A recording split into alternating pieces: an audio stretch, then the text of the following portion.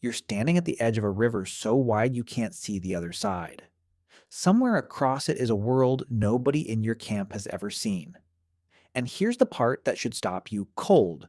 Real evidence, buried for over 100,000 years, proves someone actually crossed something like this, long before our own species had ever set foot in that part of the world. Your tribe has told you the same thing since you were a child. Nobody who tries to cross ever comes back. Two people already tried. Neither one returned. So what actually makes a person attempt something that has already killed two people they knew? Now picture someone real enough to matter. We don't know her actual name, so let's call her Sena. She's watched that water every single day of her life, and unlike everyone around her, the not knowing is the part she can't stand. Here's the promise. Two barriers are about to stand between Sena and the rest of the world, a river with no far shore in sight and a mountain wall behind it with no visible way through. Only one invention gets her past each one, and for both of them, the proof that it worked is still sitting in the ground today, waiting for someone to dig it up. Alright, so let's go back to the river. Sena's people call the water beyond the camp the edge of everything. The elders say it plainly. Cross it, and you don't come back a person. You come back nothing, or you don't come back at all. When Sena starts dragging fallen logs down to the bank at night, an elder catches her and warns her outright. The last two who tried are dead, and she's about to be the third. She doesn't believe it, not really, until 2 nights later. Wading into the shallows for driftwood, her foot catches on something tangled in the reeds. A woven sandal, the kind her own people make. A few feet further, what's left of the person who wore it, caught in the roots, worn smooth by months in the current. She stands there a long time, not moving. Then she wades back out, picks up another log, and keeps dragging. She doesn't stop. Her first raft is garbage, just logs lashed with vine. No real plan behind it. She pushes off at dawn, gets 30 feet from shore, and the whole thing rolls apart underneath her. She goes under. She comes up gasping, drags herself back to the bank half-drowned, and half the camp watches her crawl out of the water, laughing. She rebuilds it that same day. Tighter lashings, a flatter platform, logs of matched thickness so the raft doesn't list to one side and dump her again. This time when she pushes off, she doesn't stop paddling until the far bank is under her feet. Here's the part that should give you chills. This almost certainly happened. 2010 archaeologist Thomas Strasser and his team found over 30 stone hand axes on the Greek island of Crete, dated to at least 130,000 years old, possibly far older. Crete has been cut off from the mainland by open sea for millions of years. Whoever made those tools had to cross at least 40 miles of open water to get there, long before our own species had any presence in that part of the world at all. And here's the detail that matters most. It wasn't one lucky raft. The sheer number of tools scattered across multiple sites means this happened again and again, which means somebody's failed first attempt didn't end the story. It just meant somebody built a second one. That's Sena. That's every version of her that ever tried and drowned before the one who made it through. But here's where it gets interesting, because the river was never the real problem. Behind it stands a wall of rock that swallows the sky, and Sena's tribe has a second rule for that wall too. Nobody climbs it and comes down again either. She starts anyway. Bare hands on stone, and she gets exactly as far as you'd expect.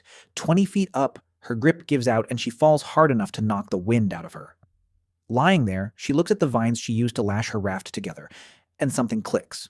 She spends days twisting bark fiber into cord, the way she twisted vine before, except tighter, stronger, 3 strands wound one direction and then plied back the other so it holds under real weight.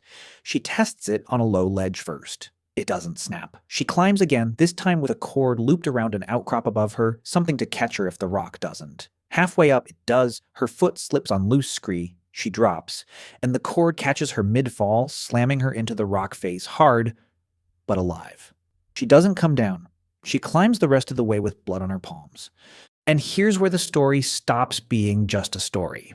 In 2020, a researcher named Bruce Hardy at Kenyon College found the oldest known piece of cord, a 3-ply twisted cord attached to a stone tool at a site called Abri du Maras in France, dated to at least 41,000 years ago. A modern human didn't make it. It was made by a Neanderthal. Something we spent decades assuming was too primitive to invent a technology like that had already figured out how to twist fiber into rope strong enough to hold real weight, long before we gave that species any credit for it. The rope that saved Sena on that cliff face and the rope that let a Neanderthal carry a bundle of tools across rough ground are, as far as the evidence goes, the same invention arrived at independently by two different kinds of human being who both needed the same thing. So Sena makes it. Over the river, up the mountain, into a world nobody from her camp has ever laid eyes on.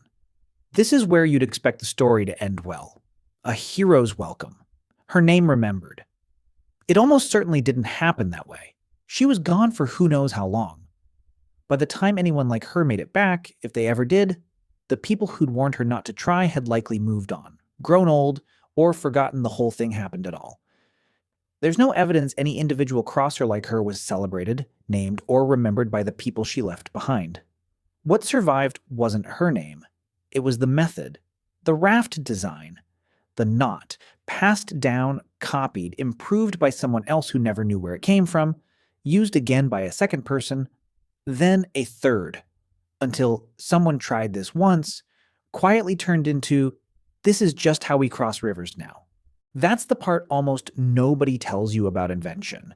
It's not usually rewarded in the moment it happens, it's rewarded generations later, by people who never think to ask who figured it out first.